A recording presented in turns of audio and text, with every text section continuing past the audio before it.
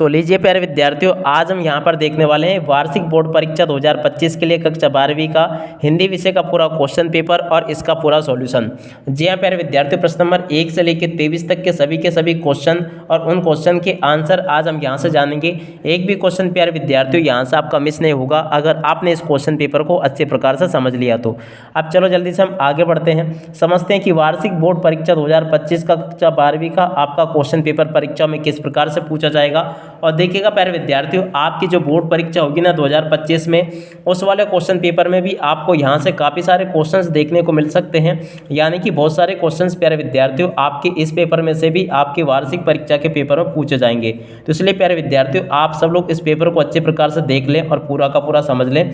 तो देखो प्यारे विद्यार्थियों, इस प्रकार का आपका बोर्ड परीक्षा का पेपर आएगा, आप सब लोग देख लीजिएगा। ये आपके पेपर का सीरियल नंबर दिया गया, हायर सेकेंडरी मुख्य परीक्षा वर्ष 2025 के लिए पूरा पेपर है।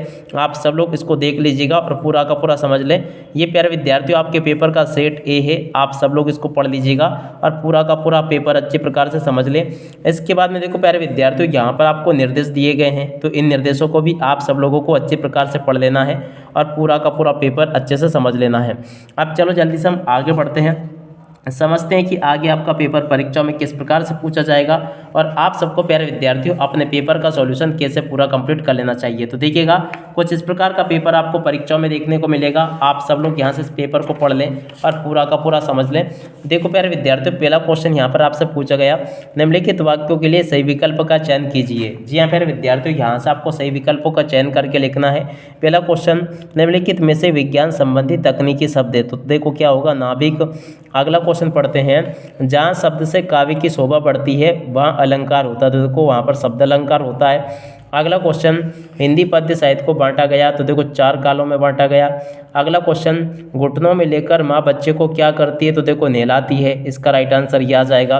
किसकी गर्मी बाजार से अधिक सामान खरीदने के लिए विवश करती है, तो देखो पैसों की गर्मी बाजार से अधिक सामान खरीदने के लिए विवश करती है। अगला क्वेश्चन, लेखक आनंद यादव अपनी माँ को ले गया, कहाँ ले गया, दत्ताजी राव के यहाँ पर ले गया था। और उसके बाद में देखो प्यारे विद्यार्थियों, इधर इन क्वेश्चन के आंसर को भी देख लो। यहाँ पर आपसे इस प्रकार से क्वेश्चन पूछे गए, जिस वाक्य में एक उद्देश्य तथा एक विधेय होता है उसे कहते हैं, तो देखो सरल वाक्य कहते हैं। अगला क्वेश्चन, जिन छंदों में मात्रा गिनी जाती है उन्हें छंद कहते हैं, तो देखो उनको मात्रिक छंद कहते हैं। अगला क्वेश्चन, संवाद लिखते समय गायब हो जाता है, तो देखो लेखक गायब होता है, पाठक गायब होता है या श्रोता गायब होता है। देखो प्यारे विद्यार्थियों, वैसे इसमें लेखक लिखना था, आपको क्या लिखना था, लेखक, ठीक है ना। अगला क्वेश्चन देखते हैं क्या लिखा है, लुट्टन के माता पिता उसे में ही अनाथ बनाकर चले गए, 9 वर्ष की आयु में ही वो अनाथ हो गया था, तो इसका राइट 9 वर्ष आ जाएगा। रीतिकाल में वीर रस के कवि कौन है, तो देखो भूषण। उसके बाद में देखो अगला क्वेश्चन पढ़ते हैं, केर की तुलना किससे की गई, कागज़ के पन्नों से। यशोधर बाबू ने दफ्तर से लौटते हुए रोज जाने की रीति बनाई, तो देखो बिरला मंदिर जाने की रीति उन्होंने बनाई थी। उसके बाद में देखो प्यारे विद्यार्थियों, प्रश्न नंबर 3 को यहाँ से पढ़ लो, जहाँ पर कि आपसे जोड़ी पूछी गई है। अब देखो जोड़ी का मिलान आपको कैसे करना है। चौपाई चंद की जोड़ी मिल जाएगी 16 मात्राओं से, चित्रकार की जोड़ी मिल जाएगी चितेरा से, संपादकीय पृष्ठ की जोड़ी मिल जाएगी अखबार की अपनी आवाज़ से, और हिंदी साहित्य का स्वर्णयुग इसकी जोड़ी भक्ति काल से, और मस्ती का संदेश इसकी जोड़ी हरवंश राय बच्चन से। तो देखो प्यारे विद्यार्थी, इस प्रकार से आप सब लोग अपने जोड़ी के मिलान को भी पूरा कंप्लीट कर लो। ये भी मैंने आप सभी को पेपर में जो पूछा गया उनको बता दिया। आप इसके बाद में देखो प्यारे विद्यार्थियों, आगे यहाँ से आप सब लोग इन क्वेश्चन के आंसर को भी देख लो और पूरा का पूरा समझ लो। पहला क्वेश्चन पढ़ते हैं, रेडियो नाटकों में पात्रों की पहचान किसके माध्यम से होती है, तो देखो नाम या आवाज़ के माध्यम से पात्रों की पहचान होती है। सिंधु घाटी सभ्यता में कौन कौन से फल उगाए जाते हैं, तो देखो अंगूर और खीरा उगाया जाता है। किसकी आवाज़ मृत गाँव में संजीवनी शक्ति बढ़ती रहती है, तो देखो लुट्टन पहलवान की आवाज़ मृत गाँव में संजीवनी शक्ति बढ़ती रहती है। अगला क्वेश्चन, चंद्रगुप्त किसकी नाट्य रचना है, तो देखो जयशंकर प्रसाद की नाट्य रचना है। अगला क्वेश्चन, कवि ने स्लेट पर क्या मलने की बात कही, तो देखो लाल खड़िया चाक मलने की बात कही है। अगला क्वेश्चन, छोटा चंद मात्राओं की दृष्टि से किस चंद का उल्टा है, तो देखो धुआं चंद का उल्टा है। ऐसा लघु वाक्यांश जिसके प्रयोग से भाषा में सौंदर्य उत्पन्न होता है क्या कहलाता है, तो देखो इसको कहते हैं अलंकार। देख सकते हो प्यारे विद्यार्थियों, यहाँ तक के सभी क्वेश्चन और उन क्वेश्चन के आंसर मैंने आपको बता दिए। अब चलो इसके बाद में हम आगे बढ़ते हैं। आगे के सभी क्वेश्चन और उन क्वेश्चन की आंसर देख लेते हैं। तो देखो प्यारे विद्यार्थियों, प्रश्न नंबर 5 में आपसे सत्य असत्य पूछे गए हैं। सत्य असत्य में पहला क्वेश्चन, राष्ट्रभाषा के लिए संपर्क भाषा शब्द का प्रयोग किया जाता है, सत्य होगा। शब्द शक्ति 5 प्रकार की होती है, असत्य होगा। शोषकों के प्रति घृणा और शोषितों के प्रति करुणा प्रगतिवाद है, ये भी आपका सत्य होगा। कवि ने हार कर बात को कील की तरह ठोक दिया, तो ये भी आपका सत्य हो जाएगा। शेर के बच्चे का असल नाम लुट्टन सिंह पहलवान था, ये भी आपका सत्य होगा। सोंदल गेकर मास्टर कविता बहुत ही अच्छे ढंग से पढ़ाते थे, ये भी आपका सत्य होगा। देख सकते हो प्यारे विद्यार्थियों, यहाँ तक के सभी क्वेश्चन और उन क्वेश्चन की आंसर मैंने आपको बता दिए। आगे के सभी क्वेश्चन जो प्यारे विद्यार्थियों आपके पेपर में पूछे गए ना, इन सभी क्वेश्चन की आंसर प्यारे विद्यार्थियों यहाँ से हम देखने वाले हैं। तो इसलिए आप सब लोगों से रिक्वेस्ट है कि आप लोग इस वीडियो को पूरा ध्यान से देख कर जाइएगा, ताकि प्यारे विद्यार्थियों आपको सभी के सभी क्वेश्चन और उन क्वेश्चन की आंसर अच्छी प्रकार से समझ में आ सके। टोटली प्यारे विद्यार्थियों पूरा का पूरा पेपर विद सॉल्यूशन के साथ में बता रहा हूँ आपको, एक भी क्वेश्चन यहाँ से आपका मिस नहीं होगा अगर आपने पूरे पेपर को अच्छी प्रकार से समझ लिया तो। अब चलो प्यारे विद्यार्थियों, प्रश्न नंबर 6 को पढ़ते हैं। क्या लिखा है, लेखक के पिता आनंद की पाठशाला भेजते समय क्या शर्त रखी। देखो प्यारे विद्यार्थियों, इसका उत्तर यहाँ से देखकर लिख दो। ये शर्तें रखी थी लेखक के पिता ने आनंद को स्कूल भेजते समय। यहाँ से आप सब लोग पढ़ लें और इसको अच्छे से हल भी कर लें। और उसके अत वाले क्वेश्चन का उत्तर ये लिखा है, मोहनजोदड़ो के घरों की क्या विशेषताएं थी। तो देखो ज़्यादातर घरों में आंगन होता था और इसके चारों तरफ कमरे बने हुए थे। घर घर में ईंटों से बना एक स्नानघर होता था, जिसकी नालियाँ दीवारों के माध्यम से सड़क की नालियों से जुड़ी हुई थी। ठीक है ना, ये भी मैंने आपको बता दिया। अब अगला क्वेश्चन पढ़ते हैं, जो कि ये यहाँ पर पूछा गया है, नए अप्रत्याशित विषयों के लेखन से छात्रों में कौन कौन से गुण विकसित होते हैं। प्रश्न नंबर 7 आपसे प्यारे विद्यार्थियों पूछा गया। तो देखो इसका उत्तर यहाँ से देखकर लिख देना, ये लिखा प्रश्न नंबर 7 का उत्तर।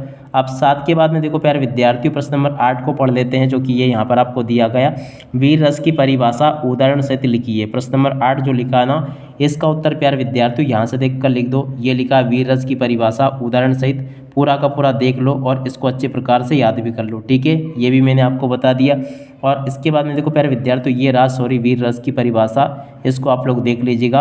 और ये प्रश्न नंबर 8 के अथवा में जो क्वेश्चन पूछा गया संध्या अलंकार की परिभाषा, तो इसको यहाँ से देख लो और पूरा का पूरा याद कर लो। ठीक है प्यारे विद्यार्थियों, देख सकते हो यहाँ तक के सभी क्वेश्चन मैंने बता दिए।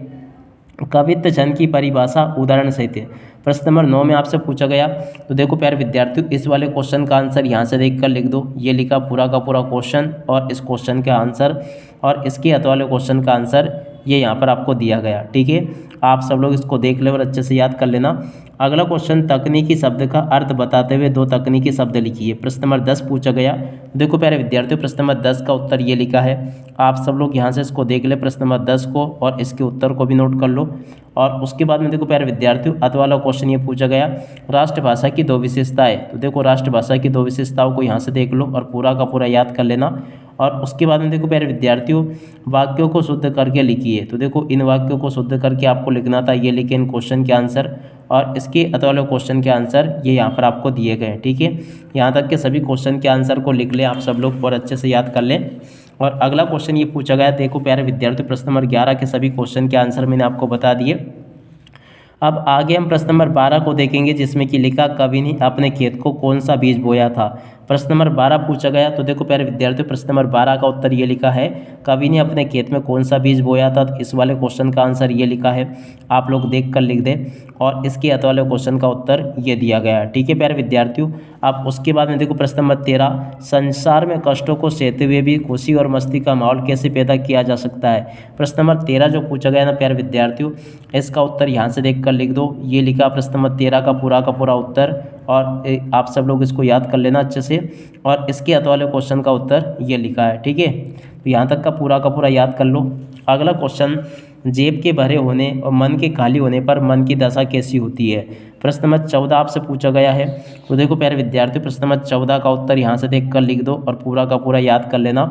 और 14 के अत वाले क्वेश्चन का उत्तर ये लिखा है। ठीक है ना, इस सभी को आप लोग अच्छे से याद कर लो। और अगला क्वेश्चन, सीरीज का पेड़ कब से कब तक खिलता है। प्रश्न नंबर 15। देखो प्यारे विद्यार्थियों, प्रश्न नंबर 15 का उत्तर ये लिखा है, आप सब लोग इसको देख लें। अब 15 के अत वाले क्वेश्चन का उत्तर ये दिया गया। ठीक है ना, तो आप सब लोग इसे भी देख लें और पूरा का पूरा याद कर लेना से।